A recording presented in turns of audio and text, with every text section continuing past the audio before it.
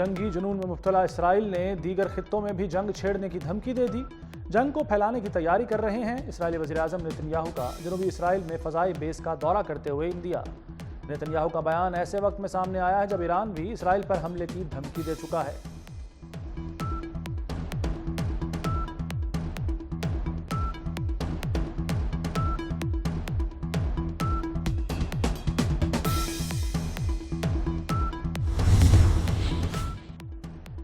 اسرائیلی وزیراعظم نیتن یاہو غلطی کر رہے ہیں۔ امریکی صدر جو بائیڈن نے بھی غزہ میں جنگ بندی کا مطالبہ کر دیا۔ کہا صہیونی فورسز کا امدادی تنظیم کی گاڑیوں پر حملہ اشتعال انگیزی ہے۔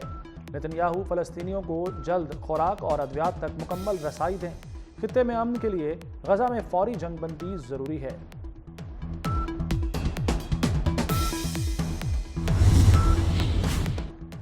غزہ عید پر بھی لہو لہو۔ اسرائیلی وحشیانہ بمباری اور حملے جاری۔ فلسطینی شہری آبادی اور کیمپوں پر فضائی حملے۔ حماس کے سربراہ اسماعیل ہنیہ کے 3 بیٹوں اور 3 پوتوں سمیت مزید 63 فلسطینی شہید۔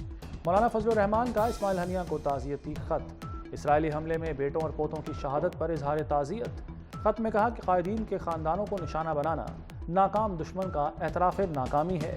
شہداء کا خون رائگاں نہیں جائے گا۔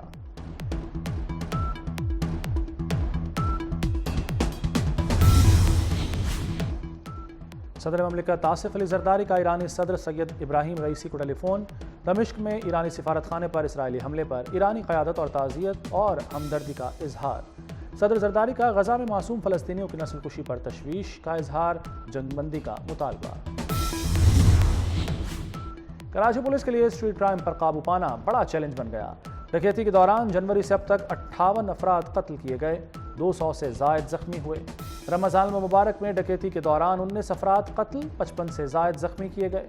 کراچی پولیس کے مطابق اب تک 425 مقابلے ہوئے، 55 ڈاکو زخمی ہوئے۔ عید کے دوسرے روز متعدد شہروں میں حادثات، ہنستے بستے گھر اجڑ گئے۔ ٹانک میں Indus high way per when اور رکشہ ٹکرا گیا، 6 افراد جاں بحق، 15 زخمی۔ فیصل آباد میں کار اور ویگن کے تصادم میں 2 بچوں سمیت 3 افراد جان سے گئے۔ کلر کہار کے قریب تیز رفتاری کے باعث موٹر سائیکل سوار 2 نوجوان جان کی بازی ہار گئے۔ اوکاڑا میں اراضی کے تنازع پر 3 افراد قتل۔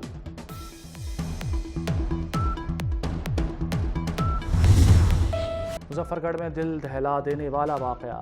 علی پور میں ماں اور 7 بچوں کا قتل۔ درندہ صفت جلاد باپ نے بیوی بچوں کو تیز دھار آلے سے موت کی نیند سلا دیا۔ پولیس کے مطابق ملزم ایک ٹانگ سے معذور اور درزی کا کام کرتا تھا۔ ملزم گرفتار۔ 8 افراد کے قتل کے بعد علاقے میں خوف و ہراس پھیل گیا۔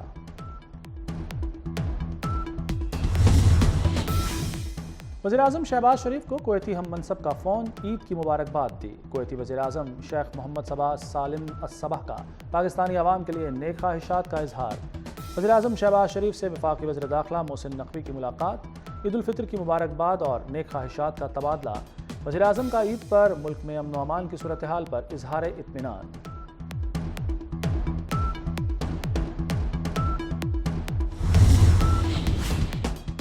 عید کا تیسرا دن شروع ہو گیا۔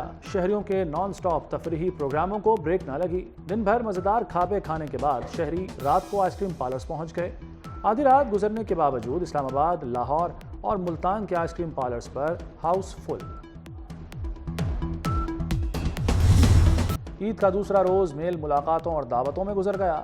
کل کیا کرنا ہے، کس سے ملنا ہے، کہاں جانا ہے، تھکے ہارے شہریوں نے کل عید کے تیسرے دن کی پلاننگ بھی شروع کر دی۔ بچوں نے عیدی مکاؤ مشن کی تکمیل کے لیے مطالبات کی فہرست والدین کو تھما دی۔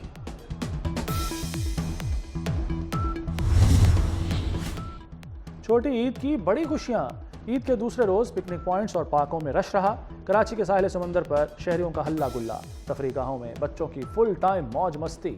جھولے لیتے بچوں کی خوشی دیدنی۔ خواتین بھی چھوٹے بچوں کے ہمراہ کشتی کی سیر سے محظوظ ہوتی رہیں۔ فواروں کے خوبصورت نظاروں نے ماحول کو رنگین بنا دیا۔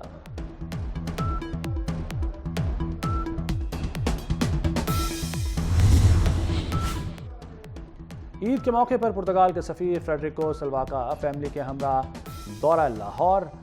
دہلی دروازہ، شاہی حمام، گلی سرجن سنگھ، دہلی دروازے کے اندر پرائیویٹ میوزیم دیکھا۔